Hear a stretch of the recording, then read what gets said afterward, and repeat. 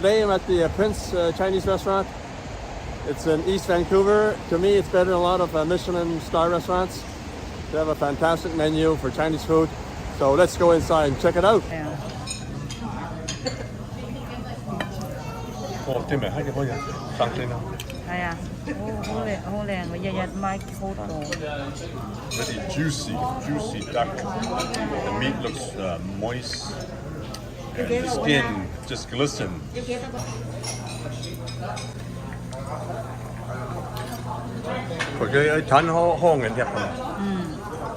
A lot of people come here for the Peking duck. This duck looks moist.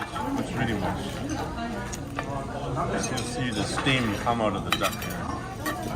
Oh, sorry. 可以了。英文一樣先得。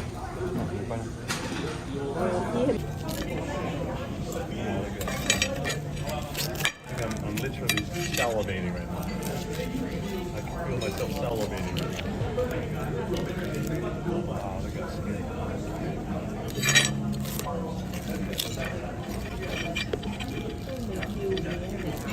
你炒得好快嘅。好快。Look at that. Look at that. One more time. Look at that. Look at that. Okay, thank you. Taylor's. Do I wolf? No, the Thoreau's butter whole cow. So Peking duck is different from Cantonese duck in that the center of the duck, they don't have any flavoring. So sometimes Cantonese duck, they actually put the different spices and condiments in there. But a true Peking duck doesn't have anything in the middle. The flavor comes from the condiments, and sometimes they shellac the surface of the duck with honey or most likely maltose. The traditional Chinese duck in China use maltose, but this is the skin. So this is my favorite part of the duck a lot of times.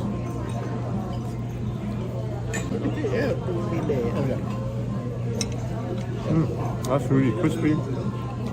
Like I say, this duck compares to any Peking duck I've ever had. She got kicked off the meal or something. So what she's going to do is she can re-report everything. The Peking duck comes with Normally it's not as scallions, cucumbers, and these hoisin type sauce. So you can order some crepes, pancakes on the side. So we got a double stack here. But what do you mean? What do you think? I took two of them and I was trying to separate with my hands. So what do you say about You're on par with what? about what? Like About me wrapping. handling a what? Handling the toilet paper. I'm putting this on in it. So you make it so you were handling like toilet paper. So I try to wrap my crepe not like a toilet paper, but not much better.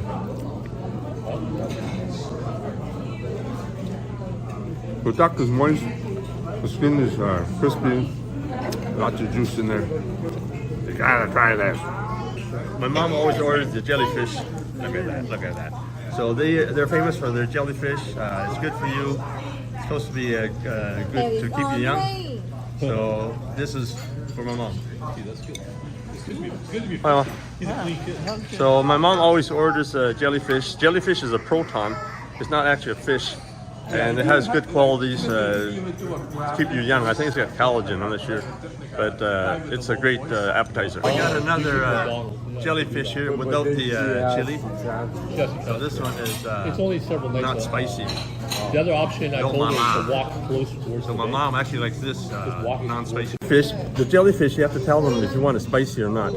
Because I don't like to eat a lot of spicy because I can't handle it. My lips become Angelina Jolie lips if I eat too much spicy. So we forgot to say it, but apparently it's really good tasting when it's spicy. Video, they had different colored chopsticks. So sometimes it may be opposite of what you think. So the most common one is the one you use. So in this case it's black. And then the brown one is the one you use to pick up the food because you don't want to cross-contaminate your food with the chopstick that you use. Thank you. Oh yeah, a real pineapple. Sweet and sour pork, it's the spill-off effect from the pineapple. So they actually do the stir-fry with the sweet and sour sauce. The pineapple is added from the fresh pineapple. Look at that, look at that. In Guangzhou, we had something similar to this. a lot of restaurants, they don't like to stir fry, so you use a broth. So you have the bean curd skin with the veggies underneath. You got some goji berries. So when I was in Guangzhou 13 years ago, I had this. So now it's very common in Vancouver as well. This is a variation of the steamed pork that we used to have, except they put dry scallops in there. They put an egg in the middle, lots of juice in there. You mix it with rice. This is the steamed pork. It's not the traditional way of making it. They put some squid in there and they put the egg. But let's see how it tastes. Who was her family who wanted him where we got married there? Oh, me. Yeah. It was pretty good. It's a little more flavor than what I'm used to, but it's a different kind of flavor using the squid. This is the second half of the Peking Duck course. So you have the duck stir fry with veggies, and you still get the two drumsticks.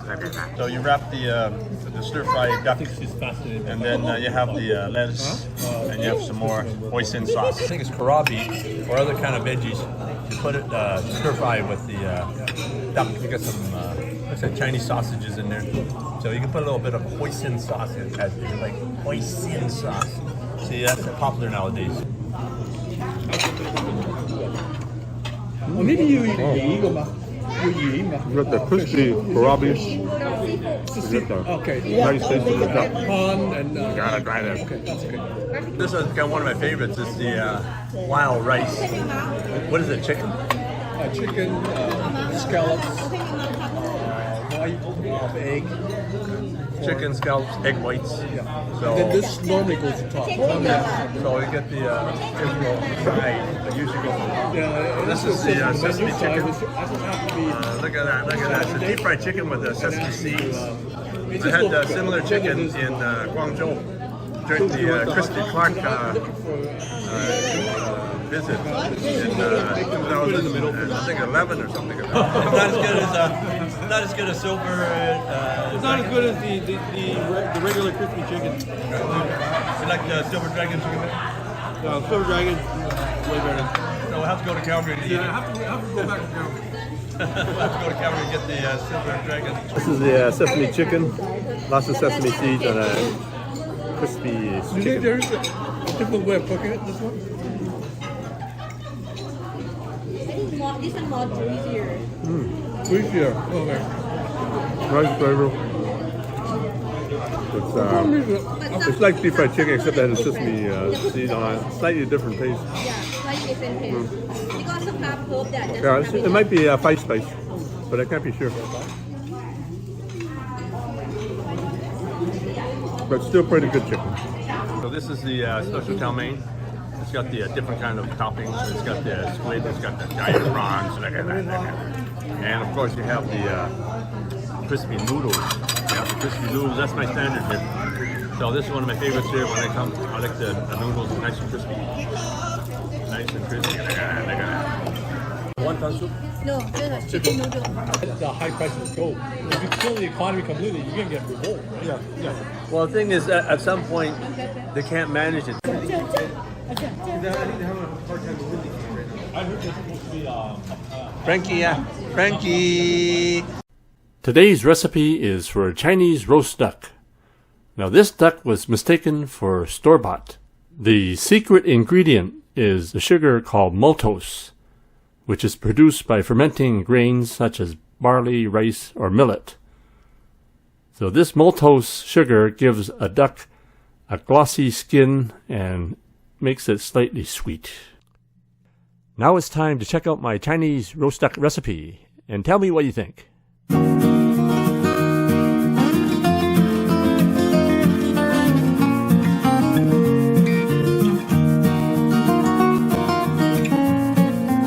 Now you can order the products and ingredients that I use in my cooking videos. Just click the link below in the description for the Chinese cooking accessory guide. You can order everything online, including the wok that I use and some of the equipment that I use.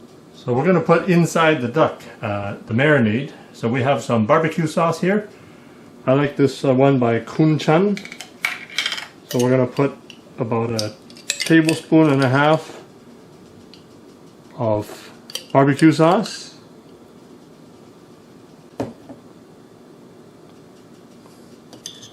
Then I'm going to put a tablespoon and a half of this Chinese sauce. It's a chow paste. So this is a soybean based sauce as well. So is the barbecue sauce. So you can use any kind of soybean based sauce. You can use hoisin sauce as well. Put about half a dozen pieces of ginger here. So just drop that in. I'm going to put a teaspoon of sesame oil in there. Put some light soy sauce, maybe a tablespoon or two. So just mix the ingredients together. So here we have a young duck. It's about 4.5 pounds, roughly 2 kilograms. So I washed the duck in cold water, rinsed it off, including the inside.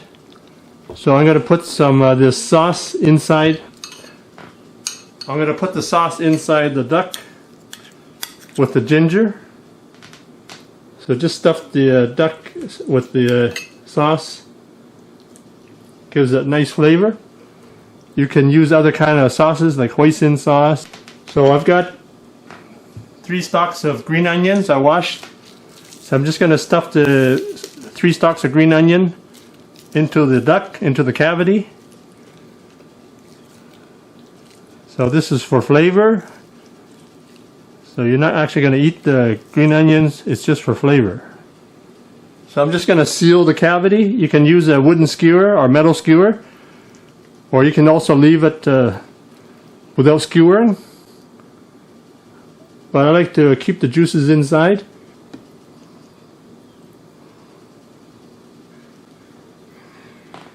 Just put some of the leftover sauce over the surface of the duck, just to give it some color and flavor. I get this metal contraption to hang the duck.